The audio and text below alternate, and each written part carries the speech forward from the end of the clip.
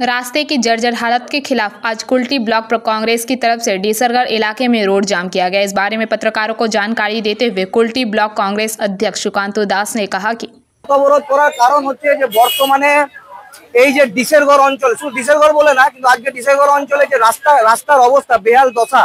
আপনি যদি এই দিক থেকে বেগুনিয়া যাবার বলাকর উঠছে আর একদিকে নিয়ামতপুর যাচ্ছে। এবার এই রাস্তাটা একদিকে আমাদের এখানে পুরুলিয়া পার হয়ে ওইদিকে ঝাড়খণ্ড যাচ্ছে, ঠিক আছে। এরপর গল্পটা হচ্ছে আজকে দীর্ঘ কয়েক বছর ধরে এই ডিসেরগড় অঞ্চলের রাস্তা এতটা বাজে, এত বেহাল দশার মধ্যে রয়েছে যে এখানকার মানুষদেরকে প্রত্যেকটা মুহূর্তে অ্যাক্সিডেন্টের মুখোমুখি হতে হচ্ছে, চলাচলের ভীষণ অসুবিধা হচ্ছে।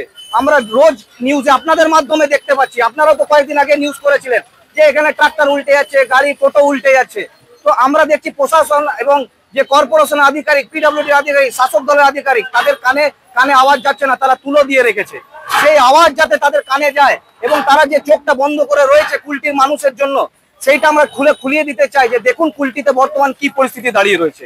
আজকে যেরকম আমরা নিয়ামতপুর থেকে এখানে আসার জন্য যুদ্ধ করতে হয়েছে, যুদ্ধ করে ডিসেরগড়ে আমরা পৌঁছেছি। যদি কোনো রকমে পৌঁছেছি তো তার মাঝখানে পলিউশন, ডাস্ট এমন ভাবে উঠছে যেটা আমাদের সবার পক্ষে ক্ষতিকারক, বিশেষ করে বাচ্চারা যারা স্কুল যাচ্ছে, কলেজ যাচ্ছে, পড়ুয়াদের জন্য, বয়স্কদের জন্য।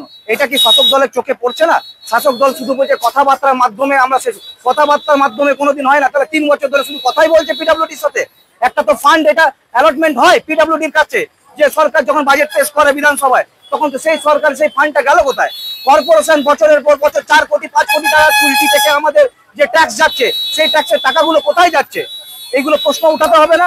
আজকে সাধারণ মানুষের জন্য আমরা পাশে দাঁড়িয়েছি যাতে জলদি শীঘ্রের মধ্যে কুলটির বিভিন্ন জায়গায় যে রাস্তাঘাটের অবস্থা খারাপ হয়ে আছে, সেই রাস্তাঘাট শীঘ্রই ওরা ঠিক করুক। এখন বিধানসভা আসছে বলে ওনারা দেখাবেন যে না আমরা রাস্তা করব ঠিক টাইমে, অমনি চলবে না। রাস্তা দেখে ভোট নিয়ে চলবে না, প্রত্যেক দিন একটা অসুবিধার মধ্যে পড়ে যাচ্ছে। স্কুল। आसनसोल से बीजू मंडल की रिपोर्ट, पीबीटीवी न्यूज।